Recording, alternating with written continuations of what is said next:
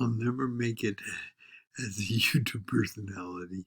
This is always so hard to open a video. But hey, more friends here, and welcome. I'll try to do the best I can. What I'm going to do, and I'm pretty excited about sharing this near-term search solution that I've developed uh, that helps narrow down the number of candidates in a query when a search is done on a zettelkasten that is rich and deep and has plentiful of connecting candidates. Um, what I've found is that using the usual search methods, brackets, uh, yeah, uh, quoting terms, and even some Boolean solutions uh,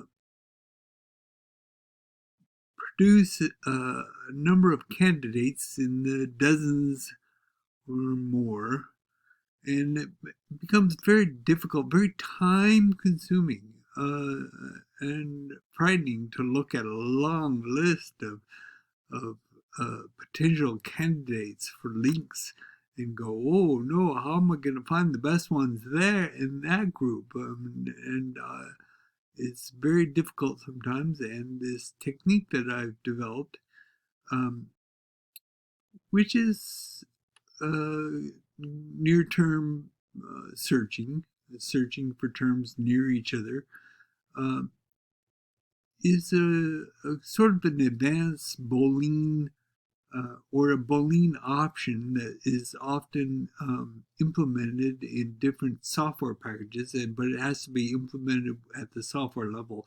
And in my package that I use, the archive, it's not implemented. So there's no near searching. Uh, but this technique does use near searching, and I find it I'm using it half the time now, or more, to narrow down, because the candidates that it produces are so fruitful that I'm often amazed, and we'll see some of that as we proceed ahead. Um,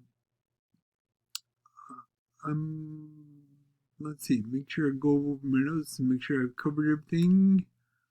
Um, oh yeah, let's talk about the downside of this type of searching. And there is a downside because it uses this near-term searching. It's possible and highly likely in some cases that the best candidates or the most fruitful candidates for uh, linking won't be connected, won't be presented, and the difficulty becomes in that a person has to develop a skill in determining the terms. And as we'll see, this is it's still a work in progress. This is fundamentally just a starting point. There is definitely some things that I would like to improve on this, and some of the improvements I'd like to be able to see is be able to include um, 3 terms instead of just 2. Uh, Also, some programming glitches now. I can't seem to get it to look for 2 phrases, even escaping the quoting. anytime there's anytime there's a space in the term, it poops.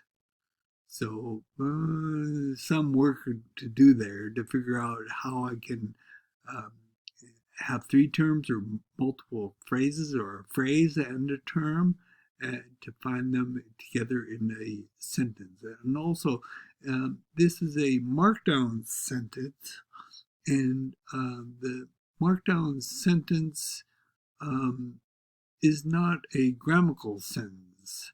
The markdown sentence is an entire paragraph. It's everything between two returns or new lines. So that's something to consider, that some of these hits may use one term in one sentence and another term, the second term, in a second sentence within the same paragraph. But sometimes that's fruitful also if that tends to be a hit. So we're going to proceed ahead and we'll see what happens. Enough gabbing from me and off to the actual demonstration. Yahoo! Here we go. This zettel is the zettel which has no links in it yet. It's taken from a forum post by Josh, who pointed us to a YouTube video, and I found this quite interesting. And I'm going to spend a minute here showing you how I enrich this note with links deeper into my zettelkasten. And I'll be using the tool I talked about earlier, the near search tool. And first of all, let's familiarize ourselves with this zettel, the object level and mental level abstraction distinction.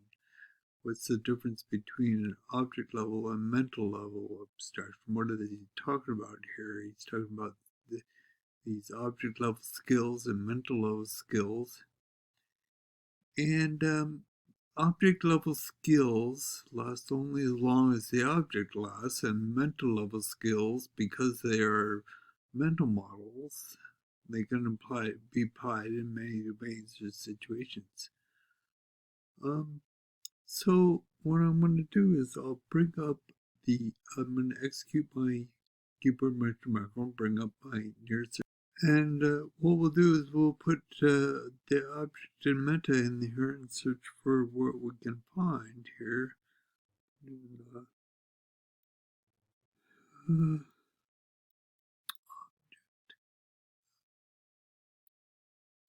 Meta, and I find the spacing to be 10 is pretty general. I mean, less is more specific and more is more general to get more hits. So we'll see what 10 gets, and if we get too many hits, we'll narrow that down some. So Windows okay here, and it takes a second, and voila, we get a list of notes. Now let's look at the list first quickly, and we'll see that the first note is basically my notes for this demo, so we can ignore that. And the second note is actually the base note, so we can ignore that for the moment. These next two notes are with the signifiers here, tell me that they're hubs or structure notes, and we can ignore those for the moment. We'll hang this on a structure note later. The great tool makers are rarely, are rarely great tool users. That note I'm familiar with, and that's a craftsman note, a woodworking craftsman note. Not really applicable in this particular case here. This identify literary devices. This is a writing note. Probably not going to apply. And this metaphors is a book on metaphors, which probably isn't going to really apply in this particular case either. But this last note here, let's take a look at it.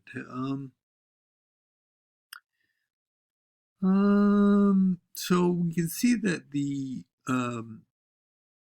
search terms are highlighted here, and here's the area where the two search terms are together in the same sentence within 10 words apart. So let's look at this closely here. Meta processing of material, designing one's own questions and generating one's own feedback are sometimes effective cognitive strategies.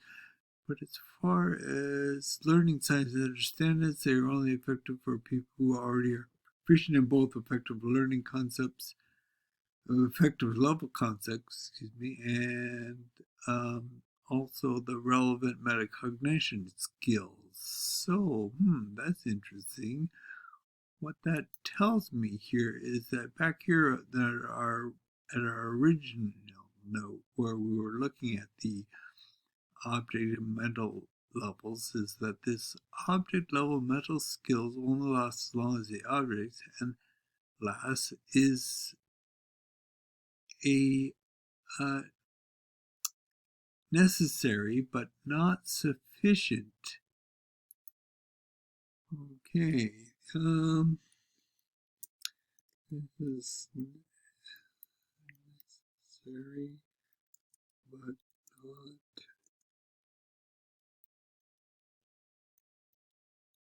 sufficient quality.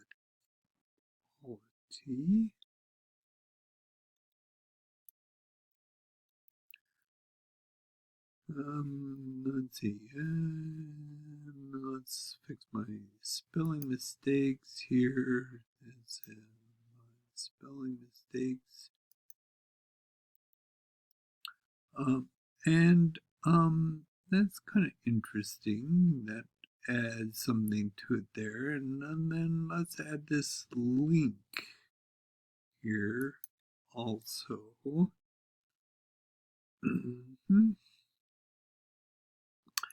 We'll add this link right in here, and we'll indent it a little bit, and we'll just add this link.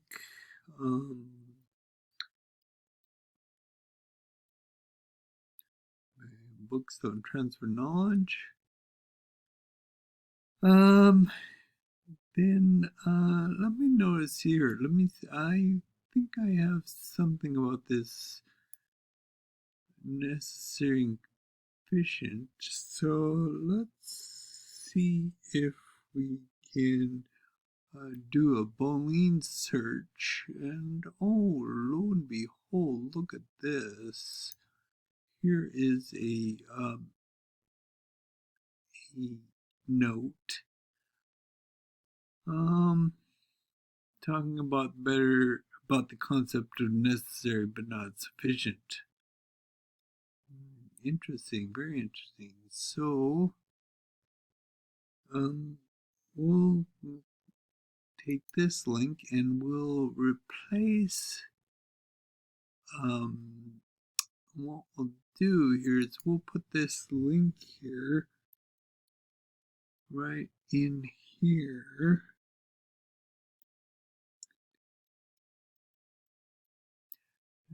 Necessary but not sufficient, and we'll just put the link right there so that in the future that we can go off into this necessary but not sufficient, and we'll know exactly where that's at.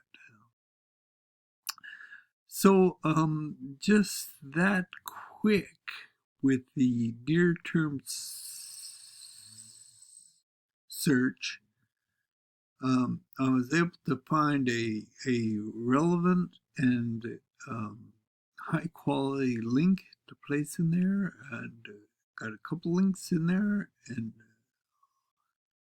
that looks pretty good. Now, let's take a look at another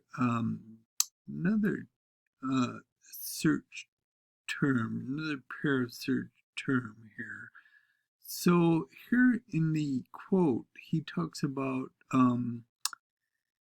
I introduced the distinction of all particular meta-level knowledge. He altered it a little to describe it as learning from people versus learning from nature. Arguing in favor of spending your time learning from nature. Okay, so this is, contextual learning in different contexts.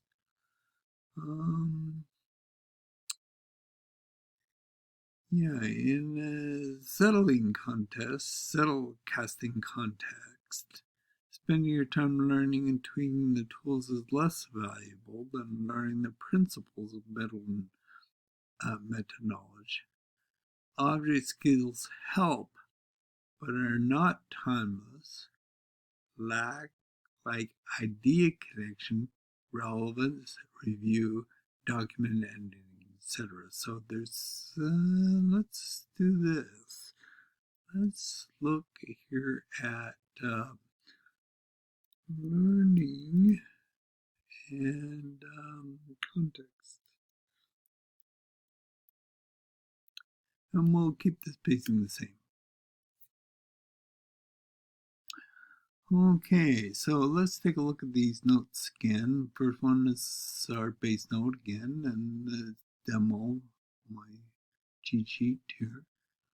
This task serialization is probably not relevant in this particular case. It has to do, remember, this is something that I worked on just yesterday, I packed, kind of funny.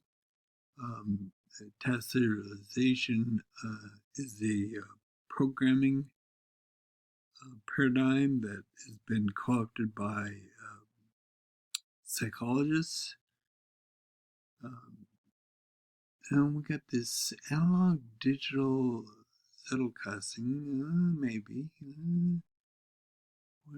Okay, and then we got what digital tools don't solve, and this interview. Let's look at these here. So this one here is a list, levels of depth of processing, external and concept of context of learning experience. And I look down here and I'm not seeing where those are brought together. So, maybe, but let's look at these other ones here. Okay, writing is still difficult. There's a bunch of compromises and a steep learning curve. You don't get distracted by the tool. Instead, spend time learning the intricacies of note-taking, note-building. Oh, yeah, low distraction value over the bells and whistles. Okay, and then it points to this other one here, this interview. So let's take a look at what it says here in this interview here. Okay, so writing is difficult, bunch of compromises, learning curves, don't get distracted with the tools, spend time on learning curve of note-taking, connection building, conceptualization. Let's see if he talks about this somewhere else. No, okay, so I didn't take any of the notes. But this is interesting in that what's being admonished here is that you spend time not on the tools but on these learning concepts. So here, object level skills, these kind of equate to tools, and these equate to methods.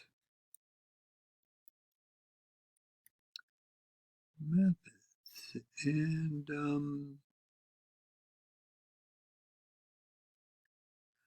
okay, now he ultimately describes that learning from people versus nature, arguing in favor of spending your time learning from nature. Yeah, no, this is an argument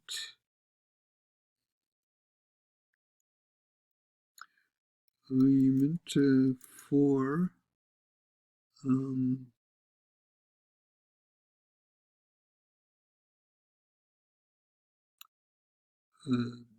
but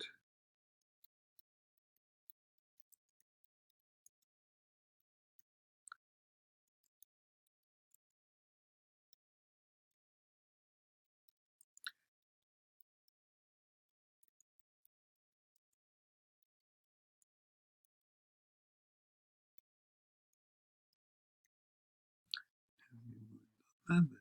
Okay, so let's fix this bug mistakes. Argues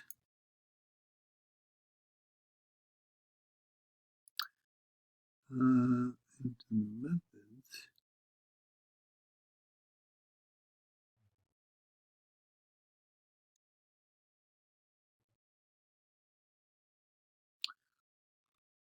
Okay.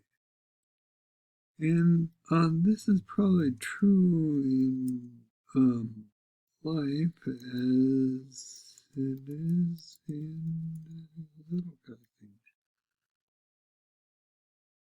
Okay, so that's what I really wanted to show you is how you can quickly embellish and add to, let's put the link here.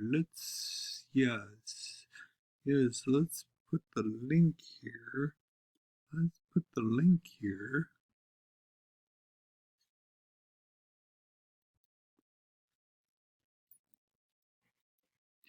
Let's put the link here. Interview.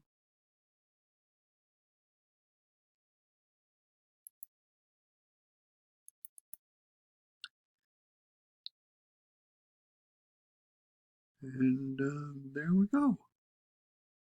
That's pretty darn good, I think.